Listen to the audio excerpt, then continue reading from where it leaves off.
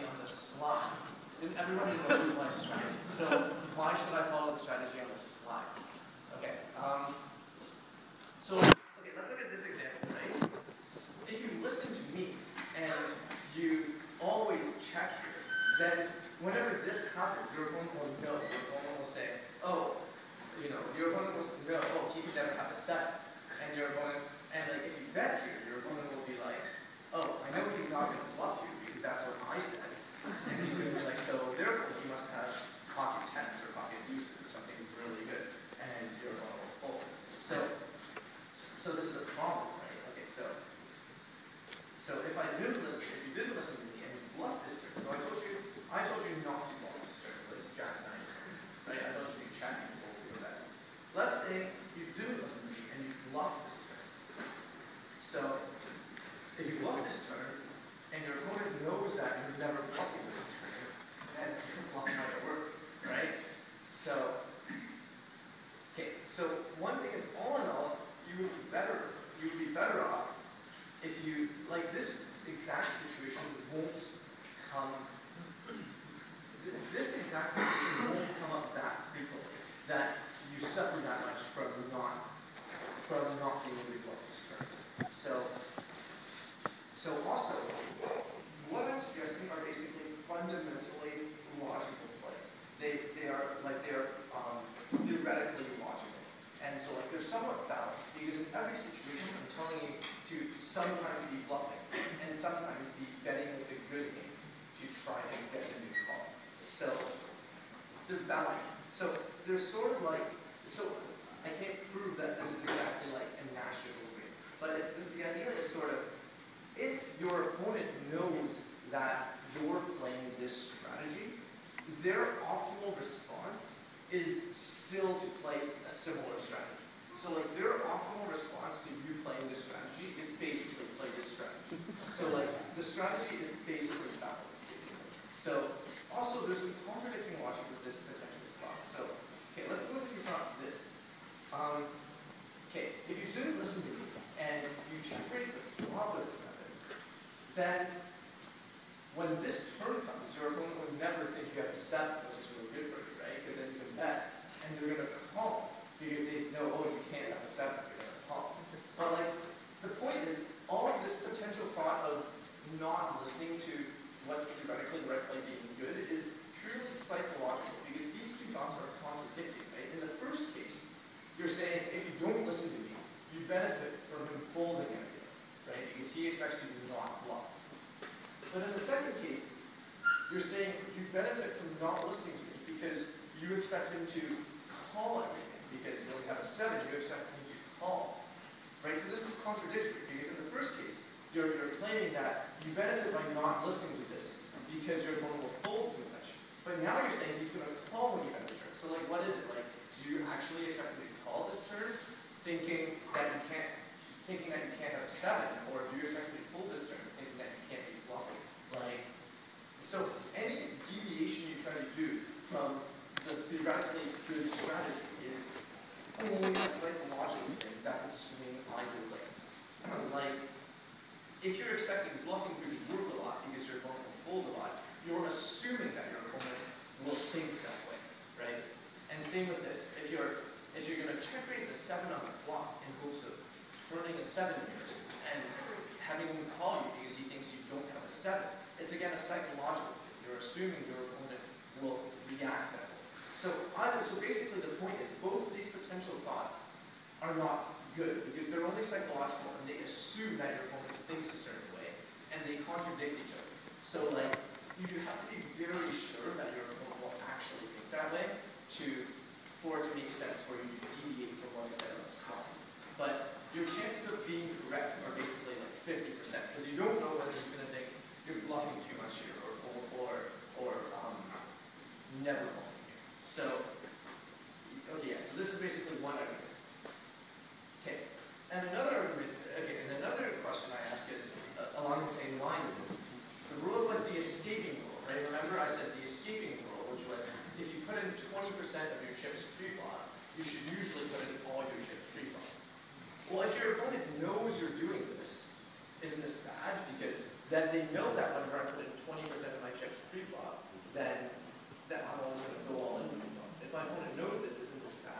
So, once again, these rules, it doesn't matter if your opponent knows that you're making these rules, because it's obvious that you follow these rules. Because these rules are, the point of these rules is so that you'll always make the play that's positive expectation. These rules basically tell you to always make the play that makes money. So the only thing your opponent knows, the only thing your opponent learns from knowing that you follow these rules is that you like to make money. But this is like obvious thing. So it's the escaping rule, the preflop raising rule is like, raise to 3 times the big blind if it's this, raise to 2.5 times, raise to 2 times. When you re-raise to 2.5 times the size of their raise. Like all these rules that I gave are empirically correct and theoretically like backed up. And the point of these rules is to maximize your probabilities. And all you're revealing by following them is that you like money. So it's not like you're giving away your play. Okay. This is like the third way in which so you say, okay, if you listen to me and raise the hands that I tell you to raise from this position, which is this, right? So this was lecture 1. I said, if you're under the gun, you should raise something like these hands that I listed here.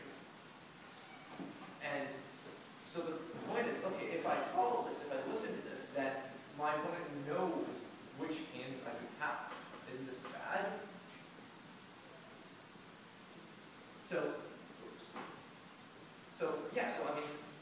So this is, he will know exactly what hands you're going to have. He will know that you have pocket ace plus or ace king or ace queen or whatever. But the point is, your range is still balanced. You still have both bluffs and value bets in your range. So this is a lot of theory, but basically the point is, your range is balanced as long as you have bad hands and good hands on every possible flop. So your bad hands are your bluffs, definition. Like you're betting to, right? The bluffs are the hands you're betting to try to get him to fold the better hand.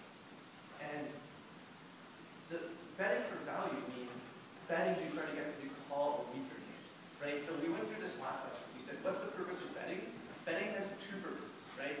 Every bet has one of 2 purposes. Otherwise, it's a pointless bet. You're trying to get them to fold a better hand, or you're trying to get them to call with the worse hand, right? Those are the only 2 reasons ever you bluff. If your opponent only calls you with the hand that beats you, then there's no point of bluffing, even if your hand is decent, right? This was like the fundamental theorem of poker that I explained last class, right? You never bet, even if you have a decent hand. You're like, oh, I have a pretty good hand. I have a pair of 10s on this board. But if your opponent's never calling you with the worst hand, you shouldn't bluff, right? Even if your chances of winning the hand are 80%, there's no point of bluffing if every time he calls a decent approach you beat, right? So the point is, it doesn't matter if he knows what range of hands you can call, because you have both bluffs and hands that you can bet for value in every time you flop. So like, right, if the flop comes 3 low cards, then you can still have pocket aces, which is a very good hand. And you can still have ace jack, which is a pretty bad hand. And the bad hands are the ones who bluff, right? And the good hands are the ones who bet for value. So, yeah, I mean, if the flop comes 2-2-2, then fine, your opponent gains some information from knowing you can't possibly have a deuce, right? Because in this range, none of these hands include any cards from 7s and below, right? So if the flop comes 7-5-2, your opponent can say, oh, my opponent rarely has it because none of his hands contain 7s, 5s, or deuces. But that's fine. That doesn't matter because you can have pocket aces. Like if the flop comes 7-5 deuce, pocket aces is your good hand, and it's so good. So it doesn't really matter if they know that you can't have any cards in your hand 7 or below. Okay, so does anyone have any questions about some of the points I just talked about? Some of them I might have not explained myself so well, but I'm basically trying to convince you to listen to me. But no, with that aside, I'm basically trying to convince you that I'm trying to explain like the psychology, like why it doesn't really work to not follow some of these rules and think that this is a good idea. I mean, I know most of you guys are following all these rules. I'm not saying that you guys aren't listening, but I'm just explaining why. You don't like the logic of, oh, if I deviate from these rules and my opponent doesn't know what I'm doing, this is good for me. This logic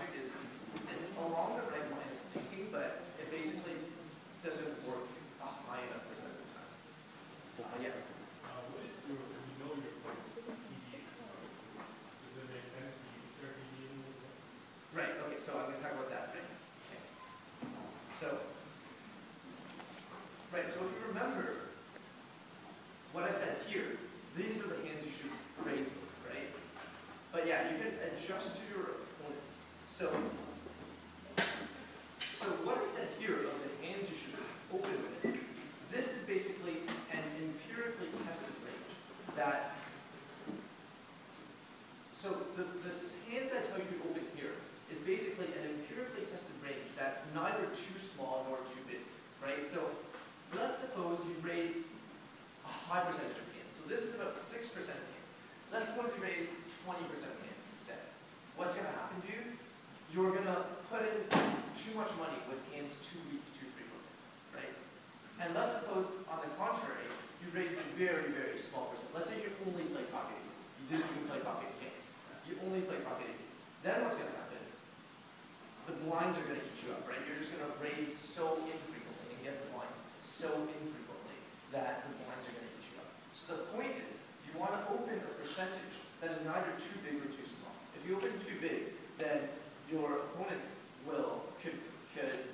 then you're putting in too much money with bad cards. And if you raise too small, you're getting the blinds. But that being said, you can adjust to your opponents.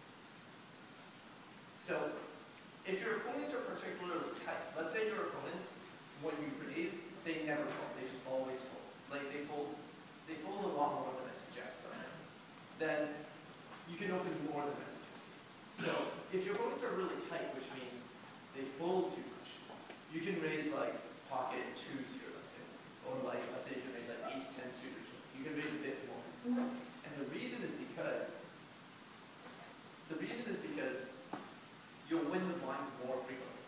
So if your opponents are tight, the correct way to play is raise a bit more than I suggest, and be very careful to fold when they do call you. Like before, you won't be that afraid if they call you, but if your opponents are tight and they call you, then you need to be scared because their hand is better, right? So that's how you suggest are particularly tight and fold too much. You try to steal their blinds very frequently, and you don't put in a lot of money if they call, because when they call, they probably have a pretty good hand. So, on the other hand, if your opponents are particularly crazy, then I would still barely open fewer hands than what I suggested. So, the reason is because the hands I listed here is already a fairly small range. If you ask a professional player, most people will raise more hands than what's here. The reason why I gave you a smaller number of hands is because when you're inexperienced, you suffer a lot from playing bad hands. But once you get more experience, you suffer less from playing bad hands.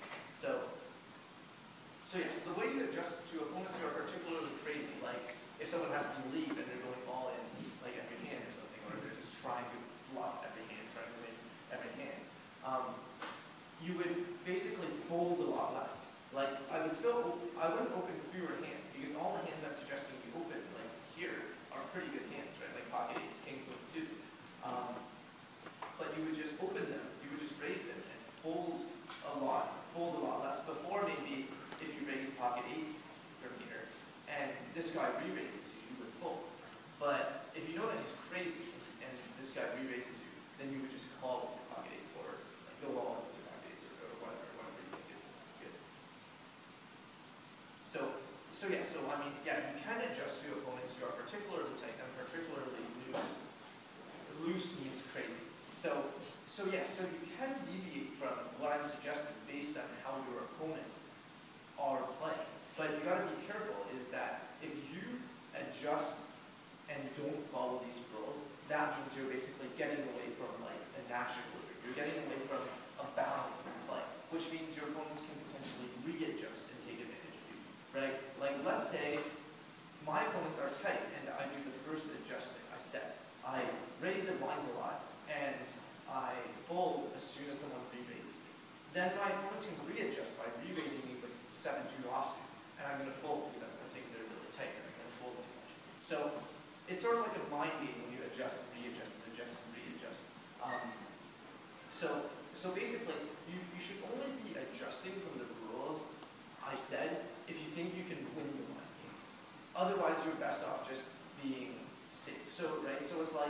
if you're playing rock, paper, scissors against the world champion of rock, paper, scissors, okay, what would you do? You wouldn't try to adjust to beat him, right? You would try to play 33% rock, 33% scissors, 33% paper, right? So if I'm playing rock, paper, scissors against the world champion of rock, paper, scissors, I would just roll a die. And if I get a 1 or a 2, play rock. 3 or 4, play scissors. 5 or 6, play paper. I wouldn't try hell to try to get adjustment. But like, if I'm playing rock, paper, scissors against a 5-year-old kid, I would probably try to look at his face, figure out what he's thinking, and try to beat him. Right? I wouldn't roll the die. Right? So it's the same principle here. So it's the same principle here. You can adjust a bit from the rules if you think you're winning the mind game. But you shouldn't always think you're going to win the mind game, because then you're just going to get destroyed.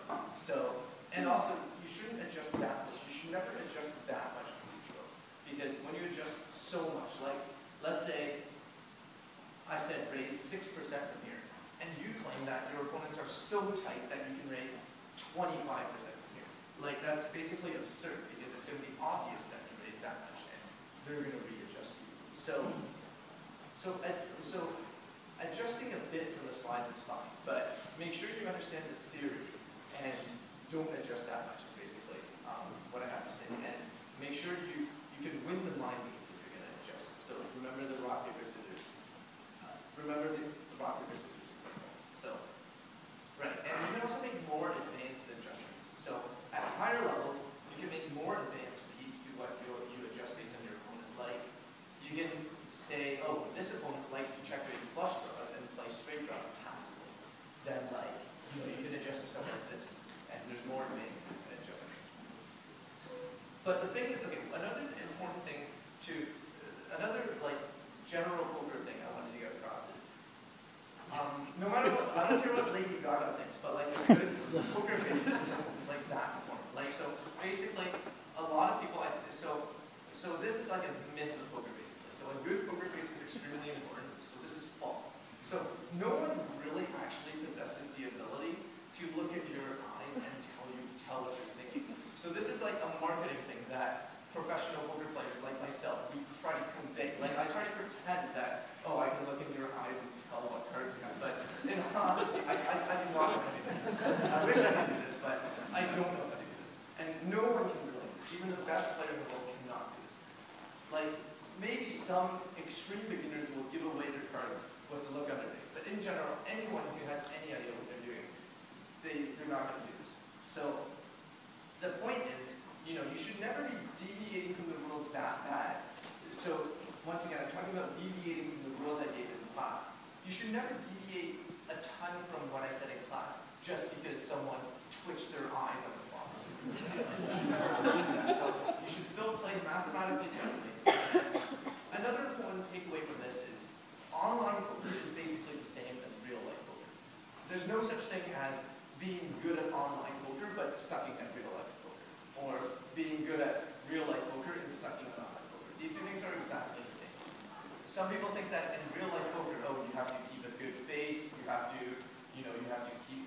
control yourself. It's basically, the differences are basically negligible. Poker at its heart is a mathematical game. You try to make mathematically sound plays, and it doesn't matter whether you're doing someone's face.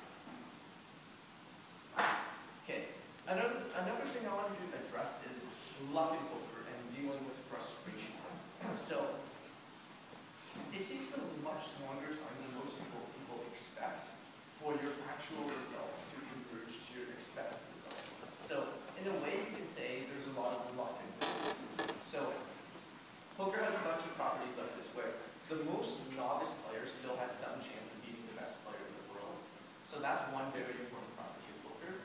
And another property of poker is everyone overestimates their own skill at poker, like, including myself. Everyone in the world thinks they're better at poker than they actually are, and I'm guilty of this. Everyone thinks this. So this is why there's so much gambling. This is why poker is such a gambling game, because everyone thinks they're good, right? So at a table of 9 players, all 9 of those players believe that they are making money by playing poker at that table. But clearly this cannot be the case because, right? Because the sum of their expectation is 0, right? The sum of their expectation is negative because the casino takes away some money, right? So it's contradictory. But if you ask those players, all of them are going to say, oh yeah, my expectation is positive $200 per hour. If you sum those, it's going to be like positive like 2,000 per hour. But like in reality, the sum has to be minus $100 per hour or whatever. So this is basically the reason why poker is such a gambling game, and there's so much gambling and money involved. So the point is, there's a lot of luck, and don't be frustrated if you get unlucky a lot. So I hope no one is frustrated and no one like throws a computer on the Yeah, there's basically a lot of luck. And this is why I say it's important to learn how to play lots of tables at once on PokerStars. Because, right, so this is like the law of large numbers. If you play more tables, you can merge faster than you want the expected results. Okay, so another thing, important thing to take away from this class in general and poker in general is just the idea of decisions versus results. So probably most people at MIT is very good at inductive learning, which is learning from your results. Like, I ate this type of mushroom and I got poisoned, so I won't eat it again. So this is basically inductive learning, right? It's learning from your results. You learn from your mistakes. You do something, you make mistakes. You make a mistake and you don't do it again. But this type of logic does not really work in poker. Like, you can't say, like, I called here and last time I did this, I won the pot by the river, so I'm going to do it again, right? Like, this is what a lot of the stupidity of poker comes from. People have a lucky hand because they played this lucky hand 3 times and every time they got lucky with it, and they think, oh, look at the result. I'm learning from my results, right? I did this 3 times and the results were good every time, so I'm going to continue to do this. So that's why poker is a difficult game to learn, because you cannot learn from your results. So this is why poker is the total knowledge required to become good at poker is honestly not that high. The total amount of knowledge you need to be a very successful professional player is actually very low. But the thing is, acquiring this knowledge is hard for the reasons I just said. Because you can't learn from your results. You can't be like, because I made a lot of money in this tournament, therefore I made every decision correctly in this tournament. So that's one big factor is you can't learn from your results. Second big factor is too many people get frustrated way too easily, and everyone underestimates how much luck there is. So I'm going to be honest, there's a lot of luck, and it's very easy to get unlucky. And I hope no one is frustrated. That's why, even if you don't get 10 points in the class, if you write a report explaining to me why you got unlucky, I'm going to pass it, because I understand that it's possible to just get unlucky every single time. And another reason why learning poker is hard is because a lot of information is wrong because of this fact. Everyone overestimates their own skill in poker. So I hope you don't think what I'm telling you is wrong. I mean, there's a small chance that it will be wrong, but right, so this is, so yeah, I want to talk about, so are there any other general questions about, general facts about poker? So next class, there's going to be no more of this, it's going to be all hands. Next class, I'm going to give lots of examples, all preflop play, talk about preflop equities, when to go all in, which hands are better to go all in with than other hands, which hands to call and re-steal, like if someone raises, you re-raise all in as well. Lots of examples. So next time is going to be all poker, but I want to get this done with today. Are there any other general questions along the lines of like decision versus results? Can you say about the opening range that they were